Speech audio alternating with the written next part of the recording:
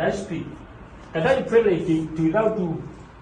without praying in Arabic? You don't need to know Arabic except for the Fatiha, which is just, and so this wasn't explained earlier. There's two words. In English we say prayer. Yeah. Prayer is a very general term, but in Arabic there's two words. There's dua and there's salah.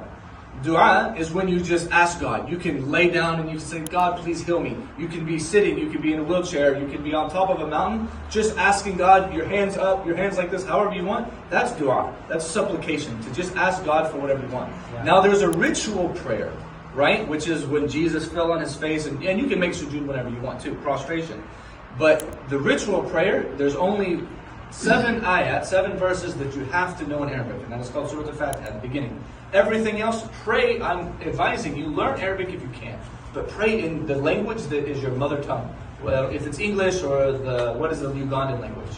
Uganda. Then pray in whatever you feel closest to God. Because God cares about what's in your heart. And you're right, He created all languages, He created all peoples, right? And so to Hujurat, He says that we've created you from nations and tribes, so that you can know one another. Right, so when God gave the language, the revelation to Jesus, it wasn't in Arabic, it was in Aramaic, Syriac, his language. When He gave it to Moses, it was in Proto-Hebrew, which is completely different than the Hebrew that we have today. When He gave it to Adam, we don't even know what language Adam spoke, right?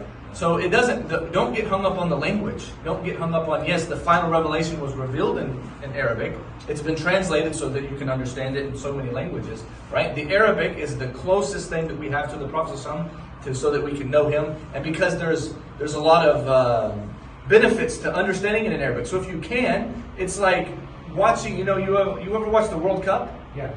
Okay, you can watch on big 3D screen TV, right? Beautiful, or you can listen on the radio. Okay, the radio, you can still know who won the game, right?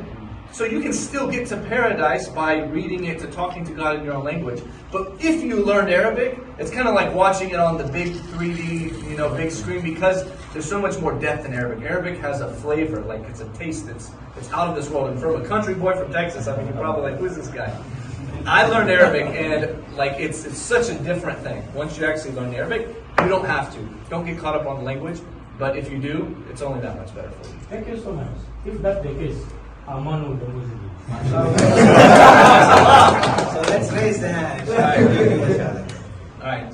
We're going to do it in English first, and then we'll do it in Arabic. And it sounds like some of you guys already have heard this before. I testify that there's no God worthy of worship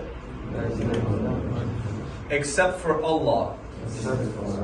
And I testify that Muhammad is the messenger of Allah. Congratulations. Ashhadu an la ilaha illa Allah wa ashhadu anna Muhammad Rasul Allah. Allahu Akbar. Welcome home, brothers.